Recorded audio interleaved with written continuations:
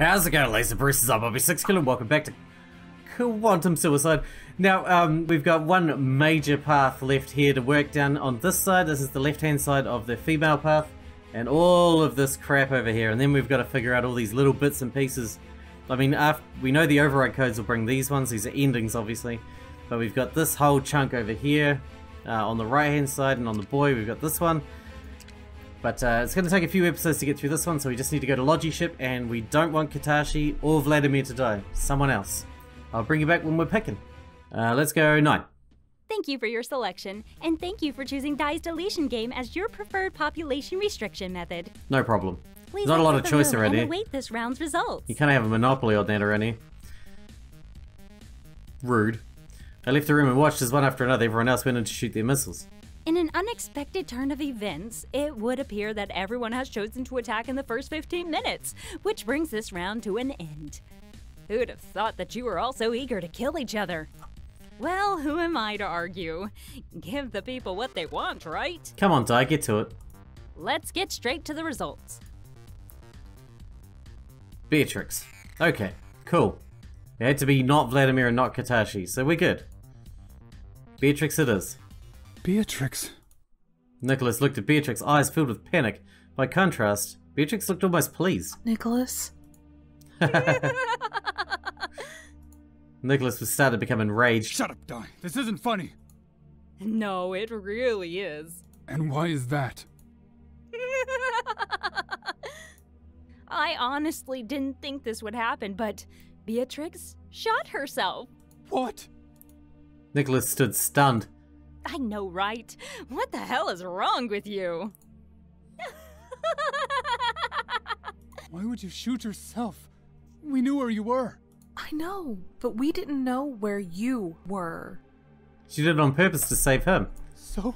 If we both shot blindly, I might have killed you by accident.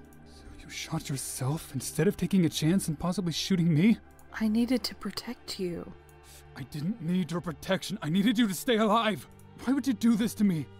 We just lost our father. Now I have to lose you too.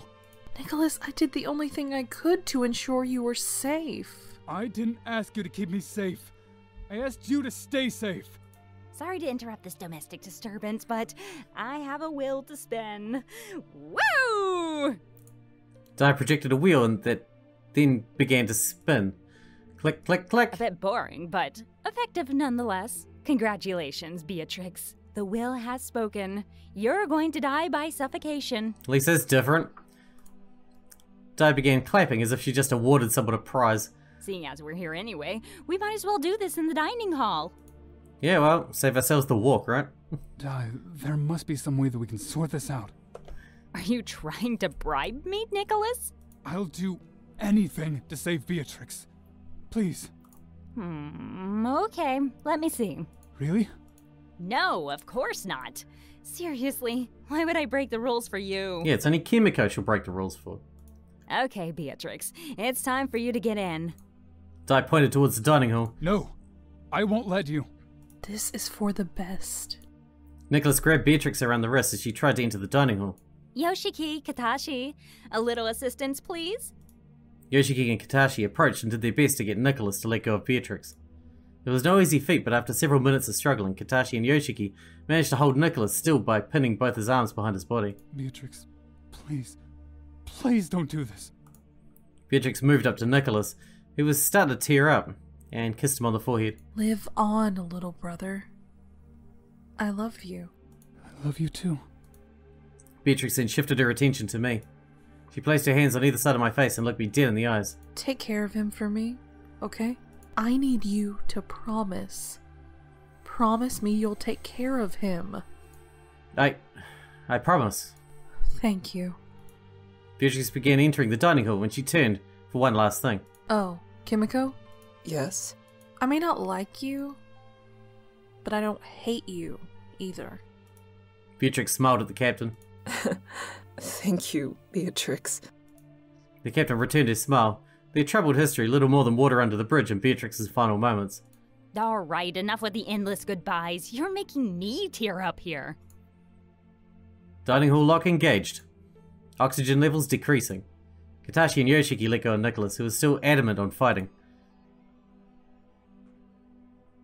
He clawed at the door, attempting to pry it open with his fingers as Beatrix looked on, smiling from the other side of the glass. His fingers began to bleed. Beatrix's hand could be seen sliding down the glass as she fell unconscious on the floor. After about 10 minutes, Nicholas stopped clawing at the door and slumped down onto the floor. Beatrix. Well, I'd like to thank everyone for taking time out of their busy schedules to join me for today's special occasion. Unfortunately, all good things must come to an end. Party's over, folks. Please return to your quarters. Still numb from their most recent loss, the crew didn't move a muscle. Quickly losing her patience, Dai dispensed with their polite facade. I said the party's over. Now scram! Dai emphatically signaled for us to leave and then disappeared. Dining hall oxygen levels normalizing. Door lock disengaged. The moment the door opened, Nicholas scrambled into the room along the floor, recovering his fallen sister. He cradled her inert form in his lap. I'm sorry, Nicholas. Nicholas didn't even acknowledge her. Still raw from Beatrix's death, he continued to gently rock his sister in his arms. Can you please see to Nicholas's hand injuries before turning in for the night? Yes, Captain. Everyone go and get some rest. Dismissed. With those words, the crew splintered into different directions and cleared the hallway. Nicholas, do you want me to help? No. I'm fine. Nicholas stood up, carrying his sister in his arms, and slowly made his way to the medical bay. I followed behind him in silence. When we reached the medical bay, he carefully placed his sister down onto one of the beds. I need to tend to your hands. I'm fine. Nicholas, please, it was the captain's orders. Fine. Although Nicholas held his hands out towards me, he never took his eyes off his sister. I washed the wounds and dressed them as best I could. Do you need anything else before I go to bed? No, thank you. I'll see you tomorrow. Yeah, okay. Good night. Good night.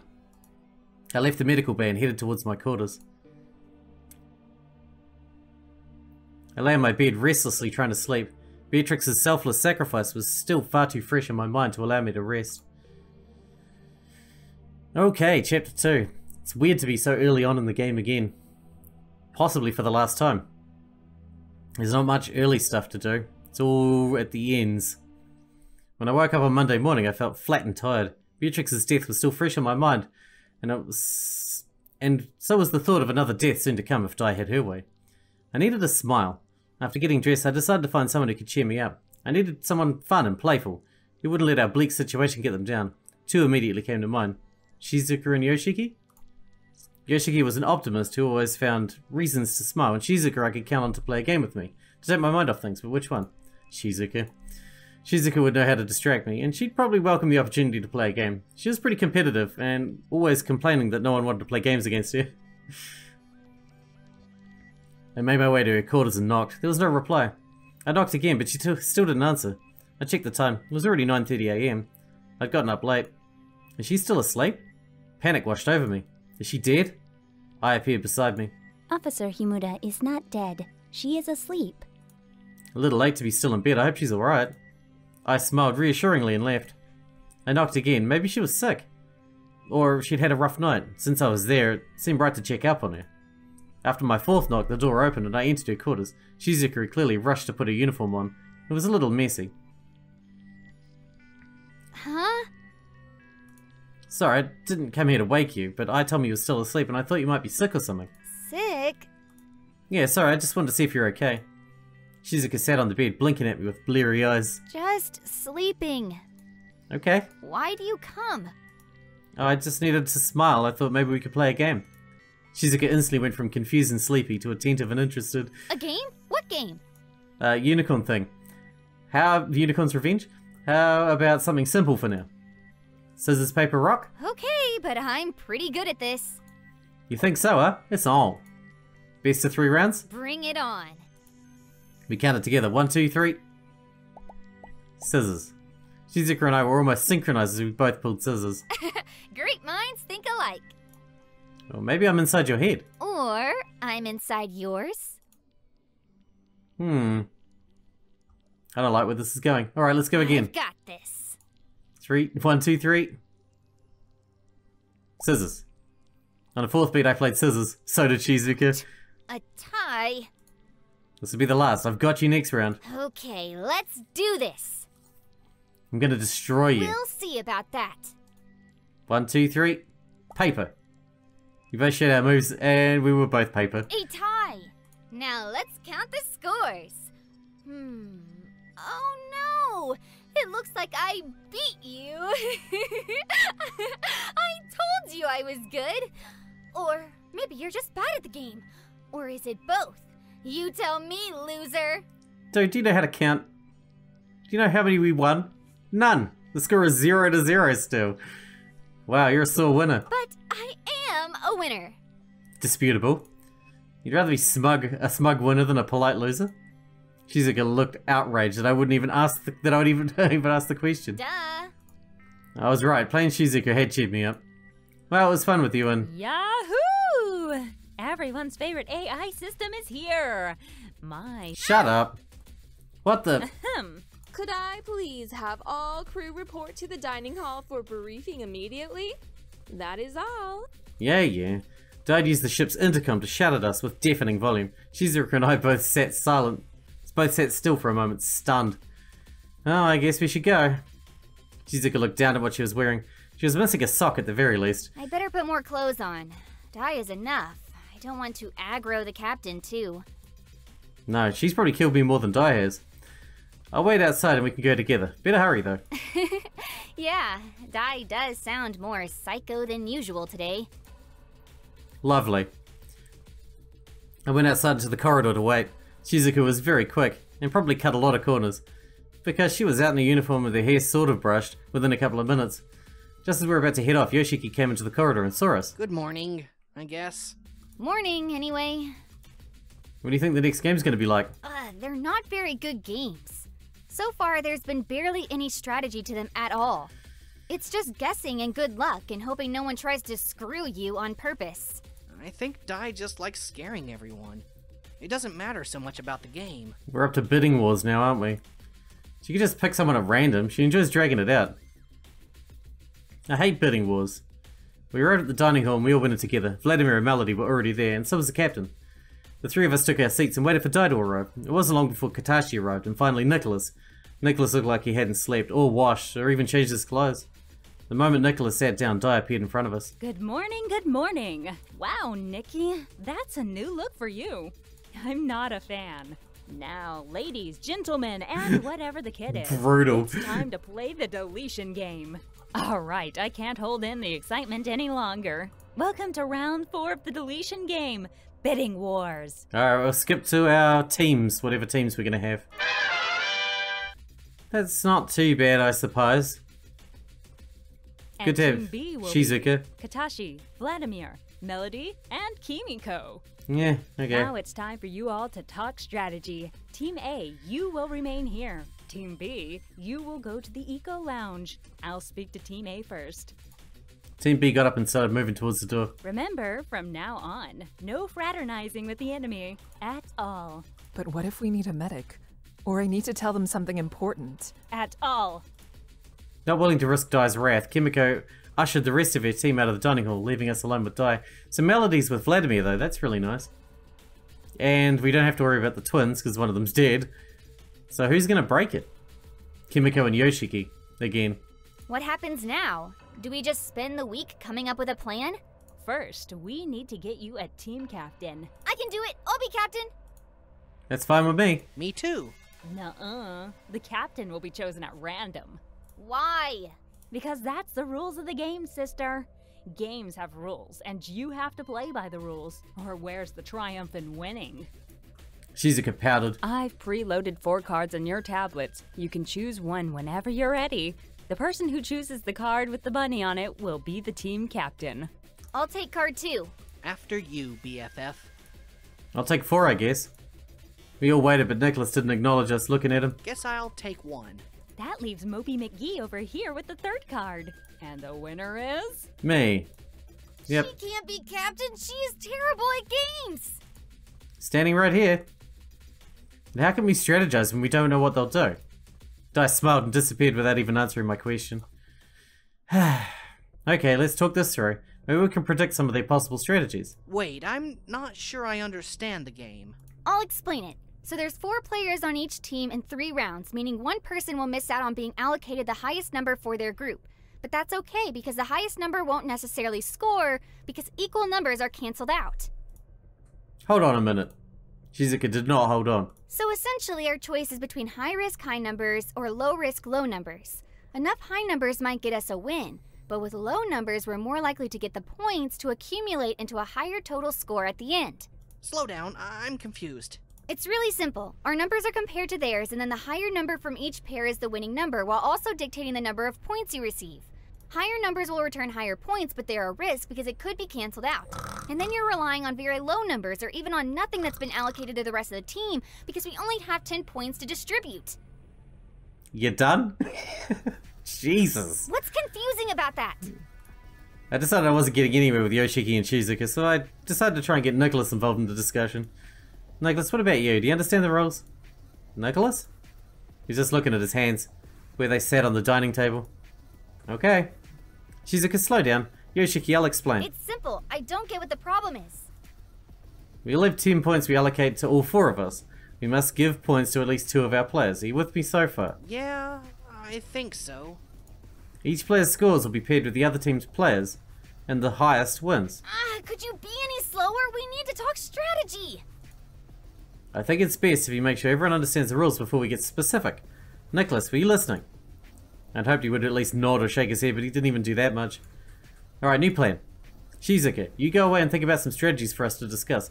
Yoshiki, you and I will go somewhere and I can explain the game to you. That should take about a week. Nicholas, you should go get some sleep. And maybe a shower. Jeez. I decided to just take Yoshiki somewhere quiet and talk to him alone.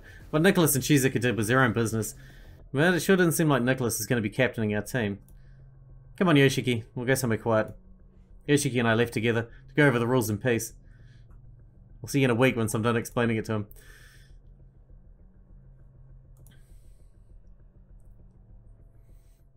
I took out the pocket watch and looked at it. I was all out of ideas. I needed to show it to somebody. But I was limited to my own team, and I wasn't sure how helpful it'd be. Yoshiki was an engineer, so he might be the best person to understand the problem, but he wasn't exactly the most focused person. Shizuka was very determined when she decided to do something, so maybe if I presented the watch to her as some sort of puzzle or game, I could get her interested. Well, there was Nicholas. Maybe if I asked him for help, it would give him something to focus on and help him keep it together after Beatrix's death. Yeah, Nicholas is going to be totally unhelpful. Yoshiki is unfocused. It is the nicest way of saying it. Shizuka. The watch was a puzzle, and Shizuka liked to be challenged. So I decided to show her the watch and see what she made of it. My tablet showed that she was on the bridge, so I went to find her. Seemed like a risky place to be, given the captain was on the other team and might come in. Shizuka had taken over the navigator's role. So maybe she was working? At first I couldn't see her, but then I found her sitting at the captain's chair, sort of. She was hanging from it, upside down with her game console in her hands. Are you playing upside down? Shizuka immediately turned herself the right way up. Don't scare me like that! What were you doing? The captain's on the other team, so she can't stop me sitting in her chair. But it got boring, so I decided to play games upside down. As you do. Totally normal thing to do. Well, what about when the teams come back together and the captain finds out you're in a chair? You wouldn't tell on me, would you? I wouldn't, but I may have already told. Shizuka suddenly looked very ill, like she'd just been sentenced to death. I cleared my throat, decided to change the subject. So I want your brain. What? I mean, not physically. I'm a mad scientist, but I'm not that mad. I just want you to help me solve a puzzle. Yes, I'll help. I'm great at puzzles. Show me, show me, show me. I took out the pocket watch and gave it to her. She looked at it very carefully, checking both sides and examining where the buttons were. This watch was with my parents' old research notes. From what I can understand, it's got something to do with their work on interdimensional travel. That's like... alternate realities, parallel universes. Sure, I get it. And this can make you travel between them? Apparently. I said it too. What do you think I'm missing? Shizuka took a moment to think. A connection. Huh? So, you have this pocket watch that is supposed to allow you to travel between dimensions. But how do you connect to those dimensions? She poked the air beside my face. Is this the connection? Shizuka poked again, this time the empty space to her left. Or is this the connection? You can't just have an object and expect it to do something. It needs to be in the right environment. I don't look at my game cartridge and then it just works. I need to put it into the right machine, which is connected to a screen, and then it will work. Yes, I know, we need the black hole nearby. Because that's how it works. That seems to be the obvious way it works. So you have this piece of the puzzle, this cartridge, but you don't know what the console is. Thank you, that's a really great comparison. What do you think the game console is? I have no idea. Maybe just being in the right place? Somewhere that's attuned to it, or where barriers are weak? I don't know. Well, it's an idea I hadn't thought of, thanks. This might help. No problem. I hope you can figure it out. Let me know when you have more clues to put together. I will, thanks, and don't worry, your secret's safe with me. Shizuka grinned and flipped herself upside down again, console in hand. It was time for me to deal with the next problem. Die. I went back to my room to call Ai and ask her what she'd found out. Nothing. I sat on the bed with the papers and tablets sprawled over the bed. Bzz, bzz, nothing. Ah, here we go again. I had a restless and confusing night full of dreams about Dai and the deactivation code. It felt like the answer was right there, so close I could touch it, but I kept missing it somehow. I could never quite grip it, and because I couldn't, Dai was going to murder every last person on the ship one by one. Thinking about death so much made me want to make the most of what life I had. I decided to spend the morning enjoying someone's company, even if it wasn't next. One of my friends, even if I wasn't next, one of my friends might be. I was limited to the people on my team. Nicholas had his own problems, and he didn't need me intruding on his time, so it'd have to be Yoshiki or Shizuka. My tablet showed Shizuka was still in her quarters, while Yoshiki was in the engineering bay. Shizuka was probably fast asleep. She definitely wasn't the most energetic member of the crew. At least, not unless there was a game to be won. The kind of game that was winnable, of course, not the Deletion Game. I arrived at her quarters and saw that the door was unlocked. If she wasn't awake, she ought to be. So I called out. She didn't answer and I poked my head in to see if I needed to summon Ai to give her a wake-up call. I didn't have the courage to wake her myself. As soon as I saw her, I stepped fully into the room to make sure I was really seeing what I thought I was. She was crawling along the floor with a game controller in her mouth. I could see her underwear. What are you doing? Shizuka looked up at me, the game controller still in her mouth, but her eyes said that this was the most ridiculous question in the history of the universe. I want to funny. What? I don't understand what you're saying. Shizuka spat the controller out of her mouth and stood up. I was moving to change the game on my console. I asked Ai to change it, but she wouldn't. She can't touch. I didn't appear, but her voice played back over the intercom system. As I explained to you, I have many more important tasks that require my attention. Changing your game for you is a low priority when you have the capacity to get up and change it yourself. Okay, but that doesn't explain the crawling. Standing up seemed like a lot of extra work. Crawling was easier, so that's what I did. Makes 100% sense to me. I'm with you on that one. Wow, that was an impressive level of laziness. I like Shizuka, and always taking the laziest option was part of what made her who she was. Man, we really would get along in real life. I'm worried about this new game of Dai's. You're the game expert. Do you think we'll be okay? Of course. I've never lost a game yet, and I'm not about to. I'm not usually a fan of multiplayer, you know. But I like my teammates, and I think we make a good mix. I think we'll all be okay. I hope I can be as confident as you. Shizuka smiled. Come on, sit down and watch me play. This is supposed to be a really atmospheric game. I decided to take her up on that offer, so I sat down in her bed while she changed the game on her console. Maybe the game would be distracting enough to take the mind off my nightmares. It gave me new nightmares. Why? What is it?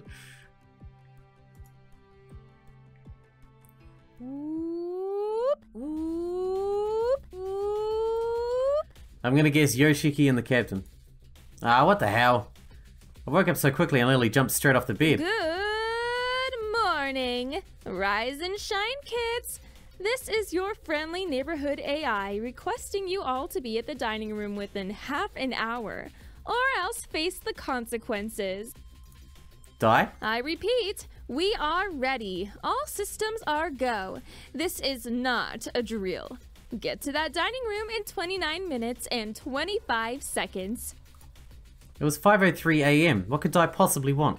Unless I'd slept for several days, it wasn't time to play the next game. Maybe she suddenly decided to change the rules. Or maybe it was a real emergency. But if it was a real emergency, wouldn't I be in control? Figuring I didn't have the time to worry about it, I rushed out of bed and got dressed. Coming out of my room into the corridor, I nearly walked straight into Shizuka. Hey, watch it! Sorry, what's going on? What does Dai want? I figure someone broke the rules.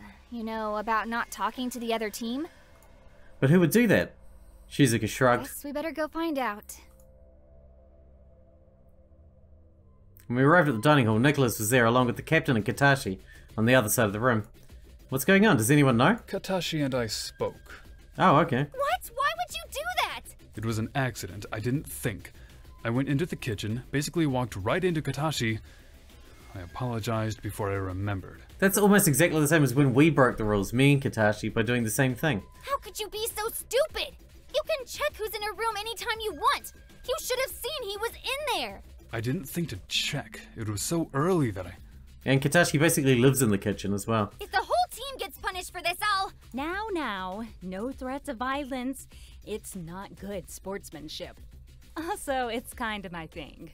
Sportsmanship's kind of not her thing. You can't punish all of us because 2 people screwed up. Vladimir rushed in, holding Melody's hand. She was still half asleep, looking around the room with drooping eyes. Then she saw Dai and tugged at her father's shirt. I don't want to play another game. Maybe we don't have to. Come, sit down. Yoshiki was the last person to arrive, and not more than 15 minutes after Dai summoned us, but she still pretended like he was late. Tisk tisk. Glad you could finally join us. I'm not late, am I? Not even close. Hurry up. Take your seat. Let's get started. As I am sure most of you are aware, the rules of the current Deletion Game have been broken. Nicholas and Katashi have exchanged words, and being on different teams, this is of course forbidden by the very explicit laws I outlined to you repeatedly. It was an accident! I just said sorry. One word. Did I say no communicating unless it's only one word and it's an accident? No, I did not. I said no communication. At all. This is ridiculous. Are you really going to punish them because Nicholas was polite? No, of course not. Then why? I'm going to punish all of you. What? You can't. Dai, wait. I'll take the punishment. Whatever the consequences are, let me be punished. Not everyone. Your nobility is cute, and the valor brings out the blue in your eyes. But I'm afraid this is a punishment that must encompass everyone. For the punishment is... The Deletion Game! The Deletion Game! Both teams were silent. That was the punishment? We were already going through that. How could she punish us with it? What? But we're not ready. We haven't had time to prepare. So, it's no skin off my nose. But don't you want the game to be interesting? 8 tired people doing the first thing they can think of won't be very exciting. Dai consider this for a few moments. Good point. This is why you're the captain. I will allow you 10 minutes for strategy meetings. Team A stays here. Team B will meet in the kitchen. But... Disperse! Team B got out of their seats and filed past us, slow and slouching. We waited for Team B to leave before we started working on our strategy. Okay, so yesterday I came up with a plan of attack for this game. Really? That's great news. I knew we could count on you, Shizuka. I know this is not the time, but again, I'm sorry, team. It's fine, Nicholas, really. Just let us deal with the issue at hand. I suggest that we go all in. Huh? Like, give someone 9 points right off the bat. But that would leave 2 people without points. It's just... Dai suddenly chimed in over the intercom system. Please assemble in the dining hall for this week's Deletion Game. Round 1 starts in 5 minutes. Woo! That certainly didn't feel like 10 minutes. Yeah, it felt like half an hour. I'm sure she has just become bored. What? But that's not fair! It felt like half an hour. That's a lot more. Well, she's gonna make us play on the spot. 5 minutes is still better than nothing. I guess. It was only a few minutes before Team B returned to the dining hall. Oh goody, everyone's here. Now I know I said an hour, but just look at you all. There's nothing quite like the risk of death to wake you up in a hurry, is there? Alright, let's play! Everyone's got their time all confused. Very well, Dai. Let's get this over with.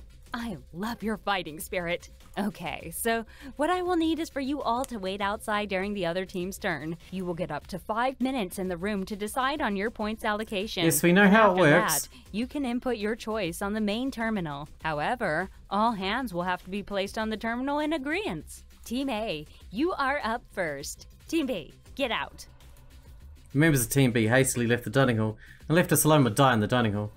The dining table now projected a shimmering holographic terminal. Your 5 minutes starts now. As I was saying before, I think we should play high numbers, but that is just my opinion. The real choice is up to you, Captain. Here are all the options I could think of. Alright, we're going to wrap this one up here, obviously, because we're out of time for today.